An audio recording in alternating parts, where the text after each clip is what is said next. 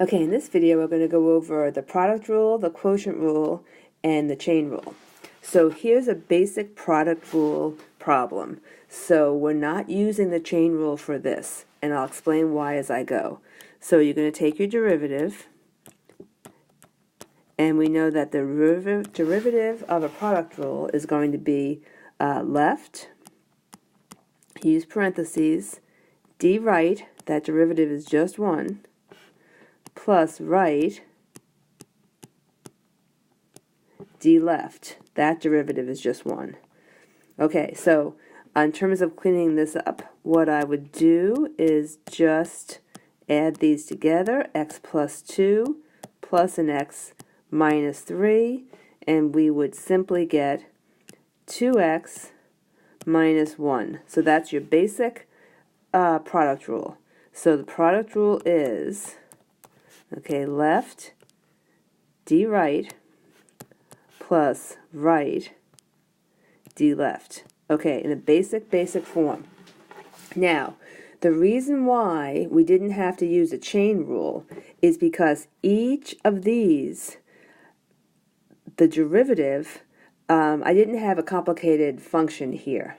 So let's look at an example that is similar to the homework assignments where you have a more complicated function. So we're going to do that next.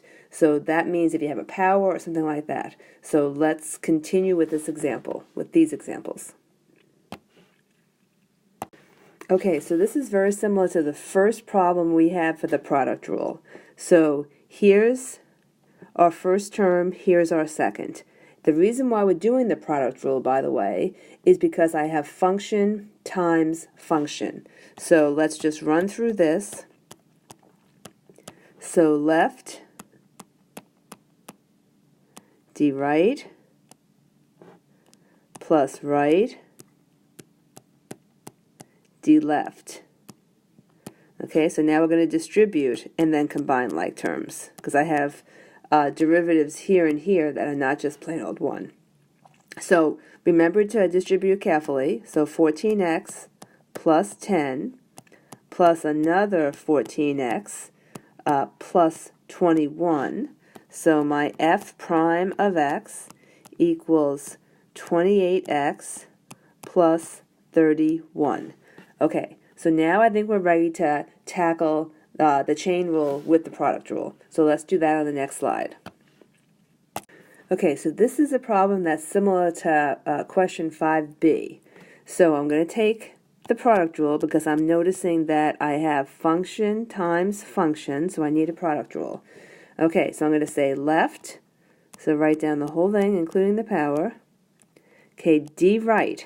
Okay, first thing I'm going to do is the power rule. So bring down your power. Don't touch anything in here. Reduce the power by 1. Now, here comes the chain rule. Take that derivative. That derivative is going to be 12x. Okay, that's the chain rule part of it. So I've done left, d right, plus right, 6x squared minus 10 to the 4th, d left. Okay, same thing. Power rule first. Don't touch anything inside. Reduce the power by 1. Now do the chain rule. So times 3. Okay, so we can clean this up. So the first thing I'm going to do in terms of the cleanup is I'm going to pull my, so let me just change color here. Let's pull this and this into the front. So that's 4 times 12x is 48x. So I'm going to keep that color. So there's 48x in front. Okay, so I'm going to change back to my red. Okay, so now I still have 3x plus 3 to the 4th, and then I still have 6x squared minus 10 to the 3rd. Okay, plus. So what do I have in here that I can pull? So it looks like I have a 3 and I have a 4. Let's pull that to the front. So let me keep that color for right now. So that's going to be 12. And then I'm going to change back to my red. And I'm going to say, what do I have inside? 6x squared minus 10 to the 4th times 3x plus 3 to the 3rd. Okay, so now I want to do one more fancy thing. I'd like to do greatest common factor factoring. And so we're going to do it in a different color. So here's where we left off. Our final step is going to be this. Look at the whole answer we have. Look at the numbers first. What do those blue numbers have in common? It looks like they have a 12 in common. So I'm going to pull out the 12. Okay, then look at the powers. In terms of the powers, they repeat, don't they? So I have a 3x plus 3 to the 3rd and a 3x plus 3 to the 4th. So the biggest one I have in common is a 3x plus 3 to the 3rd. So pull that out. Then look at the next set. I have a 6x squared minus 10 to the 4th and a 6x squared minus 10 to the 3rd. So I can pull out 6x squared minus 10 to the 3rd. Now start your bracket. All right, to get this first entire term back, what do I need? Well, I need a 4x, so I'm going to put that in front. What else do I need? I need 1 power of 3x plus 3. So I'm just going to put 3x plus 3. Then bring down your operation. Now look at this term. What do I need to get that back? Well, I have the 12, so I don't need the 12. It looks to me like I need 1 power of 6x squared minus 10. So this is going to be plus 6x squared minus 10. Close paren. All right, so I can still clean up this last little piece. So let's change the color one more time. So look what I get if I combine some things. So 3x times a 4x is a 12x squared plus 4 times 3 is 12 plus 12x plus 6x squared minus 10. So our last factor could be 18x squared plus 12x minus 10.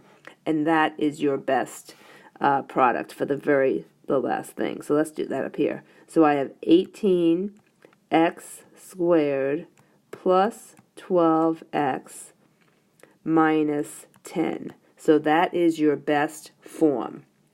Okay, let's go on and we'll do a problem that's close to C on 5. And let's do 1 power rule with chain rule before we do that. Okay, let's use this slide to determine when to use the chain rule. So our first function is just x to the 7th. X is just a plain old function. It's not elaborate, it's just a variable. So I only need to use the power rule here. So to get that derivative, I'm just going to do the power rule. 7x to the 6th, done. Okay, so that one's all set. Now, look at this next function. It is also raised to the 7th, but you see how this is a function and not just a plain old variable? That's why we have to use the chain rule. So, g prime of x equals 7 comes down in front, 7x squared. So don't touch what's inside the parentheses. Raise that to the 6th, just like we've done the power rule above. Now, this guy in the parentheses, take the derivative of that. So that's just going to be a 14x, and we're done. Now, what is nice to do is I usually bring the 14x in front. You do not have to multiply out the 7. That just makes that number bigger, and usually bigger is not better. All right, so that's your nice answer. So this is a demonstration as to when you use the chain rule. So when you have a power situation and your variable is not just a little variable like this was right here, when your whatever's been raised to the power is an actual function itself, that's when you use the power rule and the chain rule. Remember, the first time through, do not touch what's in parentheses. Follow it up with your derivative of what was in parentheses. And don't forget this power. This gets dropped off a lot because you're so focused on doing the next step with the chain rule. Okay, so let's now practice something similar to problem C. Okay, so here's a problem that's similar to 5C. So f prime of x equals left. Write down your left function. D right. Okay, I see I have a power, so we're going to do the power rule first. 5 comes down in front. Don't touch what is in parentheses. Raise it to the 4th. Multiply that by the derivative of what's inside. That's going to be 6x squared. Done. Okay, so far I've done left, D right with the chain rule, plus right, 2x cubed plus 1 to the 5th, D left. Okay, I have no power here.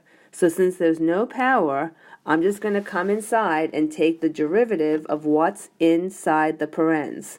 So that's going to be 4x cubed minus 4x. All right? So no chain rule there because I don't have a power situation. All right, so now can we clean this up? So I always like to bring these terms that are kind of embedded into the front. So let's do that. I'm going to change around the colors. So I have f prime of x equals, okay, what's in front is the 30x squared. Okay, so that's in front there. So then that is times the other terms that we had, x to the 4th minus 2x squared, 2x third plus 1 to the 4th. Okay, plus, I have no other terms hanging out there, so it's just going to be plus the 2x cubed plus 1 to the 5th, and then 4x cubed minus 4x. Now at this time, look and see if you have anything in common. And I do. I have this and this in common, and I can take out up to the power of 4. So let's go ahead and we'll do that. So f prime of x equals 2x cubed plus 1 to the 4th.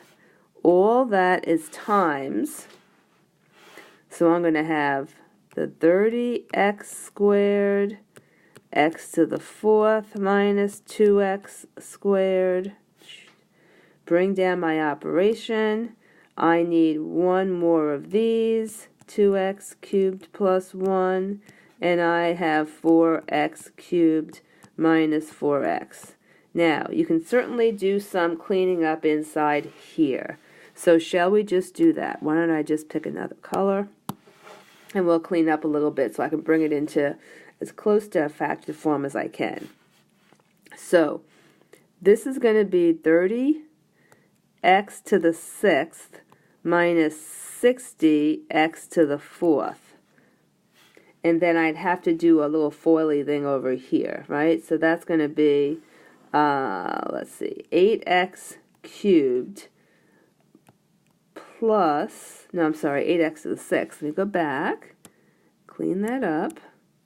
Okay, 8x to the 6th, and then plus 4x cubed minus 8x to the 4th minus 4x. So you get the hang of it. So go ahead and you can combine your x to the 6th your x to the fourth, you have 1x to the third, and you have a 4x. Then you'll be done. Okay, we'll do one more practice of the chain rule with power rule, and then we'll move into the quotient rule. Okay, what if we have a function like this, and I want you to take the derivative of it? So that's just power rule, you think initially, right? So let's rewrite this, because remember, radicals are not our friends. Notice I haven't changed my notation. Put this in parens, okay, and raise it to the third power, because that's the 1/3 power. So I'm sorry, raise it to the 1/3 power. So 1/3 power. Okay, so now we have a situation where this problem conforms to the power rule. So we can go ahead and start the power rule. So f prime of x equals, okay, power rule. Now we're going to have the power rule and the chain rule, aren't we? Because look in here, that is not going to be just a plain old x. That is a whole function itself. So the derivative, 1/3, here comes the parens. Notice I'm not touching anything inside the parens. Okay, it looks exactly the same. Subtract 1 from your 1/3. Now take that derivative. Use parens because you're going to have two terms. 14x plus 5, and we're done. Okay, most of the time I will bring this and I'll put it in front of the 1/3. If 3 went in evenly into both of these terms, I would reduce it. We can't do that here. Okay? If they give you a problem that's in the radical form, they usually want you to bring it back into the radical form. So let's do that. So let me erase my fancy thing here. Okay, and I'm going to change it back into the radical form. So f prime of x equals, okay, let's put a divisor here. So far I know that the 3 goes down there, and I know my 14x plus 5 is the only thing in the numerator. Then I'm still going to have a cubed root, aren't I? So have a cubed root there, and then notice I put it down in the denominator because it was negative, and that's where it becomes positive. So I have this, put this in parentheses, and this thing gets squared. And that is probably the nicest form for your answer because it goes back into the form they initially gave you with the radical. So that's the finalized answer, and it's a nice neat package, and make sure that you distinguish between this 3 and your index number 3. Okay, they're not one and the same, so be careful about that. Many of my kids will confuse the two of them. So I try to write it small, so make sure that you write it small and that you really bring this piece up so that it locks in that 3 and doesn't confuse you. Okay, let's try to go ahead and we'll do the quotient rule. So we'll do that on the next slide. Okay, we're going to try this problem just to get the hang of the quotient rule. So the quotient rule is simply low d high minus high d low over low squared.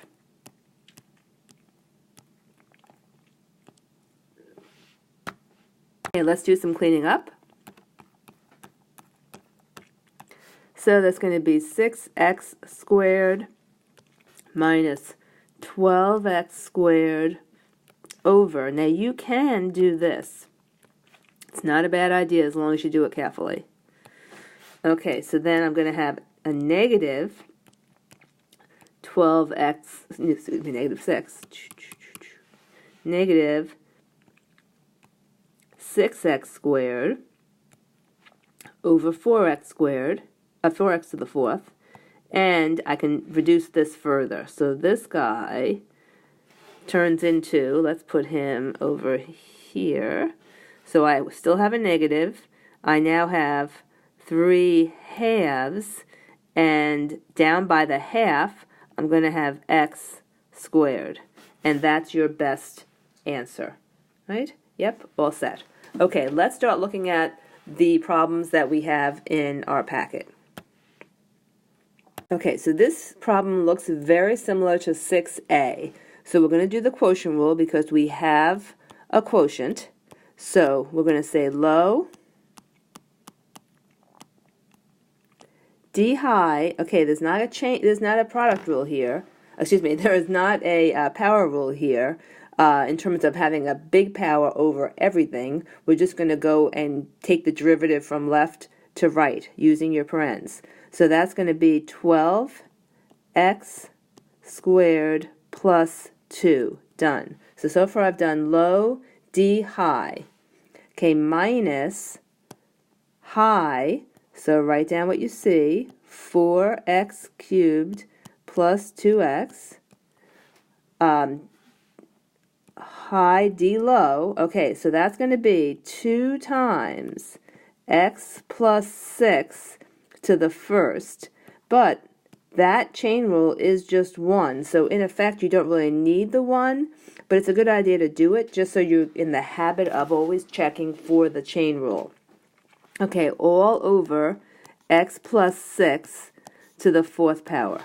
Okay, now, when you have the product rule, always see if you can reduce it by taking the same thing out of the numerator as you do the denominator. So in this situation, I have an x plus 6 to the first in common. So I'm going to pull it out of the numerator, and I'm going to pull it out of the denominator. This will eventually be canceled because that's just a fancy 1. Okay, so that's times, what do I have left? I still have 1 of the x plus 6's. I still have a 12x squared plus 2 minus, I have a 2 over here, and I have a 4x cubed plus 2x, and then that whole thing is over x plus 6 to the third. Okay, so now at this point, the first thing you're going to do is eliminate this because you don't need that any longer. So let's take this remaining function and see what else I can do with that. So I'm going to do that on the next little page here.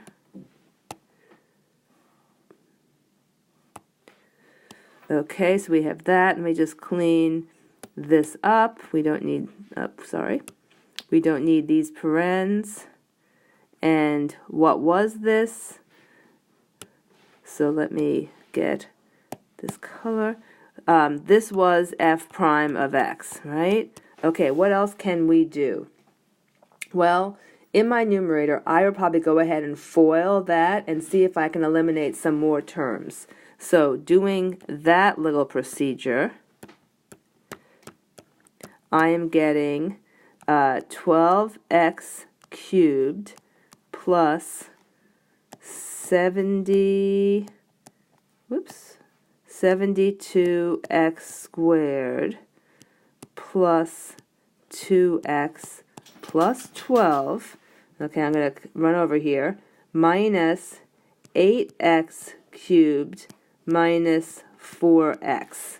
Okay, that's all on my numerator, all over x plus 6 to the third. Okay, so let's continue cleaning this up. So I just moved this over one more page. So let's see what we have. So f prime of x equals, let's see, we have 12x cubed minus an 8x to the third. So that makes this 4x to the third. I've taken care of those. Then I have plus 72x squared. I have a 2x, and I have, so I've taken care of that, a minus 4x, so that's going to be a minus 2x plus 12, all over x plus 6 to the third. And it looks like I probably could take a 2 out of the numerator, but that's probably pretty much all I can do. So I'd say that's a pretty good answer right there. So let's stop there, and we'll go on to the next one, which needs to have some cleaning up done before we can really even start the problem. Okay, so this problem is very similar to 6b. So looking at this, the first thing I would do is write it so that it conforms to my power rule. Remember, radicals are not your friend, so make that to the 1/2 power right away. Then the bottom is fine the way it is. Okay, so I see I have a quotient, so we're going to employ the quotient rule. Whoops, hold on. Okay, so what do I have here? I have g prime of x equals low, so x squared minus 6x cubed d high, so that's going to be 7/2, right, x to the negative 1/2 power minus high 7x to the 1/2 d low. Okay, so d low is going to be power rule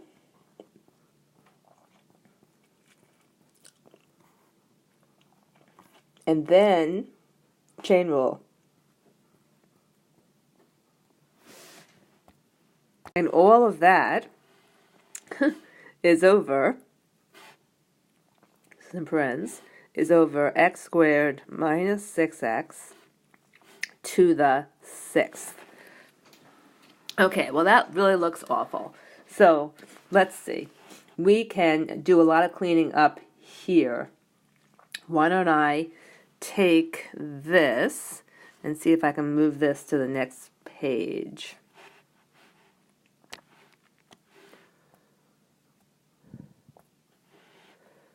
Okay, that didn't really improve things too much, did it?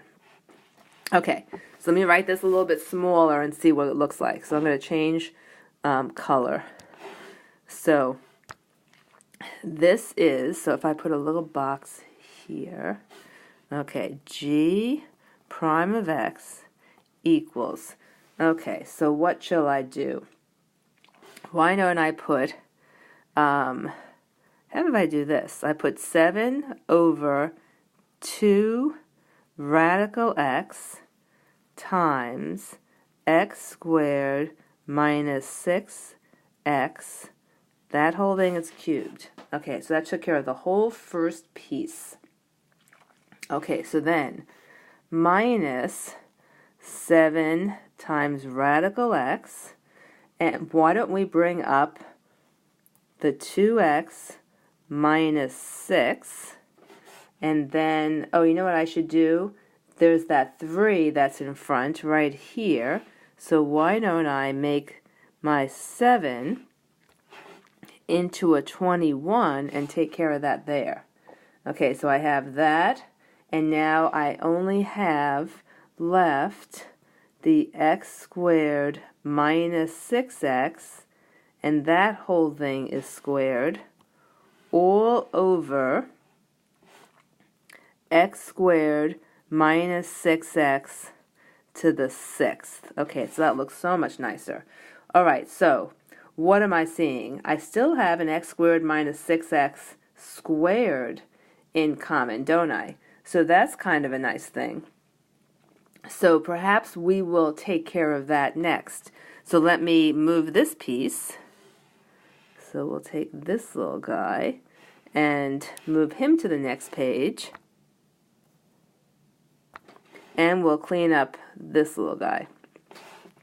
Okay, so I'm going to do this in kind of the faster method. So let me change this to a red so you can see what I'm doing. We can absolutely, completely eliminate this guy. We are going to be able to reduce that power to a 4, and we're going to be able to completely eliminate that power. So that's going to make our answer look a lot more concise. So let's rewrite it now, and we'll pick another color, and we'll say, okay, this is our final version. I have a 7 over 2 radical x. Then I just have an x squared minus 6x. Now I have a negative 21 radical x, and I only have a 2x minus 6. And then all of that is now divided by x squared minus 6x to the 4th. and that is a much more concise answer. So I would say leave it like that, and you are done. All right, I want to do a problem similar to a question C as well, just so I know that you are good to go with that, and then we're going to do some more problems as well. Okay, so this problem should look like our problem 6C. So the first thing I'm going to notice is that it does not conform currently to the power rule because of that radical. So I'm going to distribute that radical to both the numerator and the denominator. So that would be the key. So write it like this first. Then it's nowhere near as intimidating. So this is 6x minus 2, also raised to the 1/2 power. Okay, that is truly what we have. So now let's start doing our quotient rule. So low, 6x minus 2, all of that is to the 1/2. D high, okay, because of the 1/2, you now have power rule and chain rule. Okay, so start your power rule. 1/2, don't touch, don't touch, don't touch. Raise that guy to the negative 1/2. Take the derivative of the inside, which is just 2x. Okay, so we did power and chain rule. Okay, so all I've done so far is low d high minus high, which is x squared minus 7 to the 1/2, d low. So I have to probably squeeze it down here a little bit. So start out with your power rule. Don't touch, don't touch, don't touch. That's to the negative 1/2. And because the inside is not just plain old x, it's a 6x minus 2. That derivative is 6. This whole thing is over the denominator squared, which ends up being just 6x minus 2. All right, so as is our custom, let's take this to the next page and we'll clean it up a little bit. So here it is.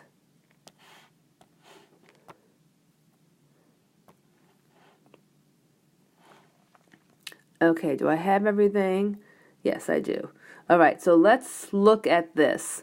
What, if anything, can I do? So we're not going to do a whole lot with this, but I am going to start reducing a little bit. So let me turn into the red. So I'm seeing that this 2 right here and this 2 will cancel each other. This 2 will make this 6 into a 3. Okay, is there anything else fancy going on? So since I have negative and positive to the 1/2 powers, I'm going to leave those all be. I change the location, but I'm not going to try to simplify them too much. So let me change the color so you can see the difference, and let's see what we have going on here. Okay, so first term, I am left with an x in front. Then maybe I'll go back to radicals at this point. So this is 6x minus 2, but then I have x squared minus 7. Okay, I have the x in front, everything else is good. Okay, that looks nice and neat. Minus, so now what will I have? So I have a 3 in front. I have a radical x squared minus 7 in the numerator, and in the denominator I'm going to have a radical 6x minus 2. Okay, that whole thing will be over 6x minus 2. So we certainly could combine our denominators and make this 2 fractions, and that may be ultimately what you do, but at this point this is a totally fine form, and I think you're okay with this. So let's we'll do one more. Well, actually, let's go to the problems on the back page of our packet, because I have find the derivative of a composition using the derivative rule, so I want to do one of those. And then I want to find an equation to a tangent line when I give you like a quotient rule to work with. So I will do those two as well. Okay, so this is similar to problem 7 in our packet. So looking at this, I want to find h prime of x. So I'm going to change colors away from the derivatives, away from the function, so that you can see the contrast. So I have an f of x, I have a g of x. So since my h of x is f of g of x, my h prime of x will be found by the formula f prime, and then wherever I have an x, I'm going to plug in my g of x function times g prime of x. Okay, so I'm going to set that up. So h prime of x in application equals, take your derivative of your f of x. That's going to be 21x squared minus 6x. Okay, wherever I have an x, I'm going to put a little box around it because I have to change that with the g of x.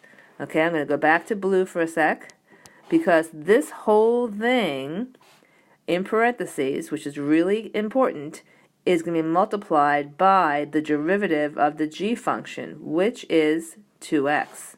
Alright, so now let's write our next line. H prime of x equals, so 21 is being multiplied by my entire g function, x squared minus 3, and that has to be squared. Okay, minus 6 times my entire g function times 2x. Okay, so could we clean this up? Absolutely. But I'm just going to leave it be right now, I think, because it's in fine form. You can't multiply the 21 inside here. You can do this, but what will that do for us? Absolutely nothing. And bringing the 2x inside to be multiplied by the 6 and the 21 just makes those numbers bigger. So I would say you could pretty much leave it. I guess maybe the only thing I would suggest doing is this. So since I have a common piece inside, couldn't I say, and 21 and 6 has a 3 in common, right? So inside, I could have a 3, and I could have an x squared minus 3. Then I can multiply that by what? Let's see. I can multiply that by, I need a 2. So to get the first term back, I would need 7 times x squared minus 3. Then, so this has to be in a box. So see, I'm actually complicating things. But it would end up cleaning things up a little bit. And then that whole piece is times 2x. Now, inside this bracket, I could distribute and clean up a little bit as well. So since I tend to be obsessive about this, we might as well finish it out. So this is copied over here. And let's see what other nice things I can do with this. So inside, as I said, inside this little box, what would I have? I would have 7x squared minus 21 minus 6. Alright, so that's interesting. So that makes it minus 27. Alright, so how about this for a final answer? I would have the 3, the x squared minus 3, the 7x squared minus 27, and since the whole thing is times 2x, couldn't I at this point bring the 2x to the 3 and make that 6x? So let's do that. So our very first number here now becomes 6x, and you are done. Okay, so that's the derivative of a composition. And notice I did not build the composition first. So go back and look at that again if you need to. Okay, the last problem is going to be determining the equation of a tangent line to a curve where x is 1. Okay, so I will do that on the next slide. Alright, so this is similar to our last question. So if I ask you to draw a tangent line or determine the equation of a tangent line to a curve, the absolute very first thing you should do is to write this down for yourself. Y minus y1 equals m times x minus x1. Now, this x1 is the x that they're talking about right here. So you plug that in. Then, I don't have my calculator with me, so I will tell you that this y1 is your f function evaluated at 1. So I'll put that in, I'll get you a number in just a sec. So assuming I did my math correctly, y1, which is the function evaluated at 1, is 2/5. So I'm going to change this to 2/5. And again, if that math is not right, make the correction. But know that I am plugging my 1 into my original function. I have taken no derivatives yet. So let me erase this last little piece. And now let's go ahead. I need to figure out the slope. So that means that I do indeed need a derivative. So why don't we do this? Let me take this piece and I'm going to cut it out. We'll put it on the next page. We'll take a derivative and then we'll get back to our other work. So over here is, whoops, not that. Okay, so let me cancel that. Let me go back and let me try that again. Okay, so we need to move this. Okay, so I'm going to say copy and paste. Okay, so that is going to be here when we need it in just a sec. And we're going to get rid of that. Okay, good. So we have what we need. Let's go back and we're going to take the derivative. And I no longer need this. So we're going to take the derivative of our function because I need the slope. I don't need the generic slope. I'm going to need the slope, and I need to evaluate that slope also at x equals 1. So let's do that now. So we'll change back out of our other color.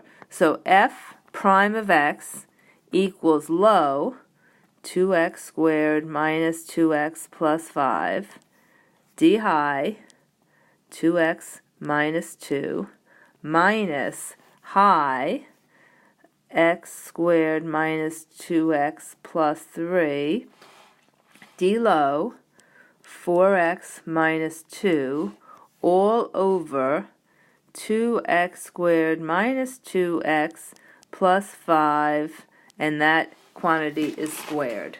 Okay, so let's look at that mess.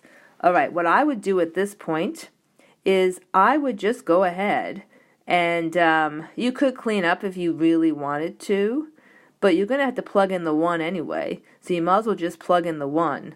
So let's just go ahead and do that. So you try to do it, I'll try to do it, see if we get the same number. Okay, so I'm going to have 2, okay, minus 2, right, plus 5. So this becomes just a 5. Okay, so let me just do this. So all I have is a 5 here, and then this is 2 minus 2. That's a 0, okay, minus. Now I have 1 minus 2. So 1 minus 2 is minus 1. So this ends up being a 2, and then this is 4 minus 2. This is 2. Okay, so far I have a minus 4. So in my numerator I have a minus 4. So then I'm going to have what? I'm going to have a 2 minus 2 plus 5. Okay, so that's what I'm getting. Okay, so doing some quick math, I got the slope to be negative 4 over 25. So I thought I had saved things, but apparently I had not. So this is negative 4, whoops, over 25. This is x minus 1, and whatever we got for our y1, put here, and that is your equation of a tangent line. All right, so just to recap, when you do equations of tangent lines, the first thing you do is evaluate your function at the x they gave you. That's your y1. Then go ahead and take the derivative, which is the f prime of x, and evaluate that at the x they gave you. That's your slope, and then put it in point slope form, and you are done. So I hope this helped.